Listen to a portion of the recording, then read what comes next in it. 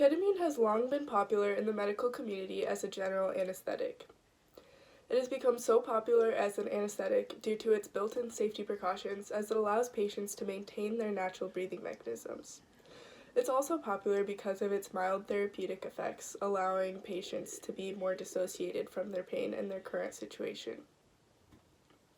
When administered in more mild doses, ketamine is known to have hallucinogenic effects, as well as feelings of euphoria, relaxation, and detachment from space and time. Ketamine was first thought of as a possible treatment for PTSD because it is known as a glutamate receptor antagonist, and there is increasing amounts of evidence that high amounts of glutamate can contribute to the formation and psychopathology of PTSD. In 2014, a study was done on 40 patients with post-traumatic stress disorder, where they were administered a single intravenous sub-anesthetic dose of ketamine, then tested for PTSD symptoms and associated depressive symptoms. Ketamine showed quick and sustained improvement in PTSD symptoms, as well as comorbid depressive symptoms. As you can see on the graph, the bottom line is ketamine and the top line is control. There was immediate improvement, and the improvement stayed pretty consistent throughout the week. This graph is based off the impacts of event scale, a common measure of PTSD symptoms and their severity. There are also some downsides when administering ketamine, indicating there needs to be more research done on this drug before we can widely administer it to patients.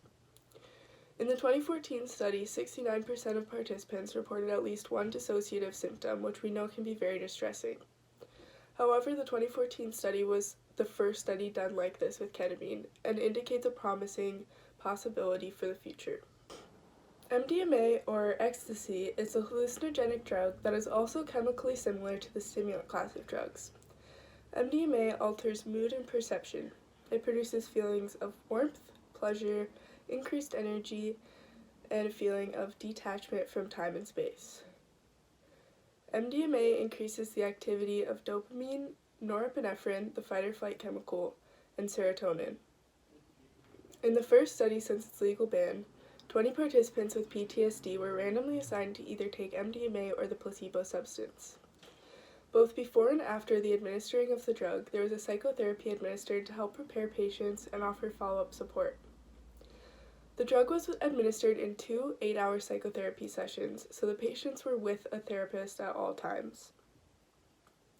The group that was administered MDMA showed a much more significant decrease in PTSD symptoms and severity that was sustained over a 2-month period, which is very important.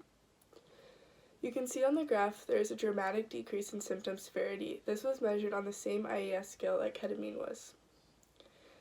Interestingly, following the study, the control group was offered the experimental treatment with MDMA, and 7 out of 8 participants chose to use this treatment as well.